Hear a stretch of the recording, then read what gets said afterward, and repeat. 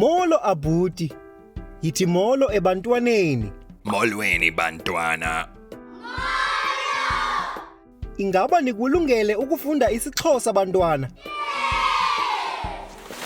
Namhlanje siya eAfrika. iAfrika ililizwekazi elikhulu elinabantu abaninzi neenkcubeko ezahlukileyo. Uyakwazi ukubona iinombolo ezikwimephu? Lithini igama lelizwe elikunombolo 1? Uchanucwethe, uMzantsi Afrika. Loluphi ulwimi abaluthethayo eMzantsi Afrika? isiTswana, isiSuthu, isiAfrikaans, isiNgesi, nezininzi kakhulu. Uchanucwethe. Bathetha iilwimi ezili-11 eMzantsi Afrika. Ngoku, lithini igama elilizwe elikunombolo yesi-2? Uchanucwethe. iMozambique. Singaya kanjani kweli lizwe? Uchanucwethe. Singaya eMozambique ngemoto,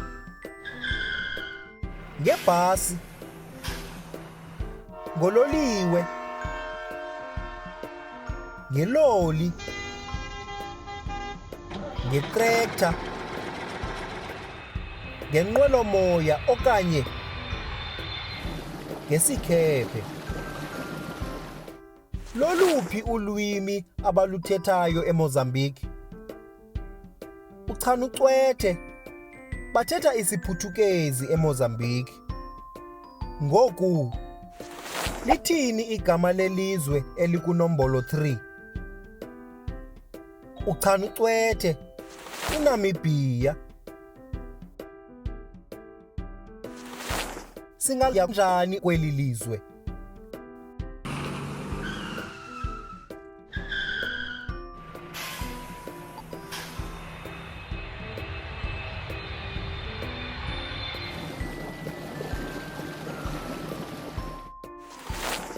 Loluphi ulwimi abaluthethayo eNamibia? Uchanucwethe. Bathetha isiNgesi eNamibia. Futhi bathetha isiJamani nesiAfrikaans eNamibia. Sithanda ukuyifunda ngeelwimi neenkcubeko ezahlukileyo. Ndixhinele ukubona apho siya khona kwixesha elilandelayo. Phambi kokuba sigqibe, lixesha lebinza losuku. Phinda emva kwam. Loluphi ulwimi abaluthethayo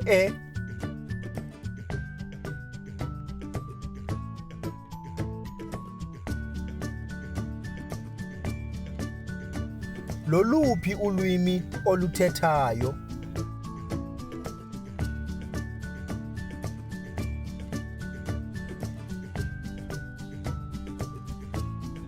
Zingaphi iilwimi ozithethayo?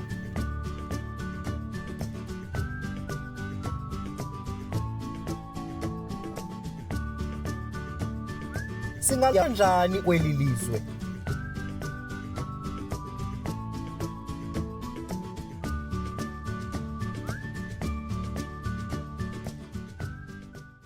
Uyabona?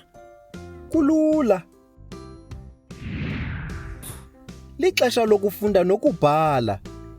Ingaba ninazo incwadi zenu bantwana?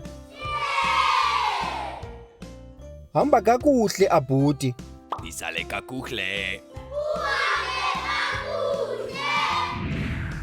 Siza kubonana kwixesha elizayo.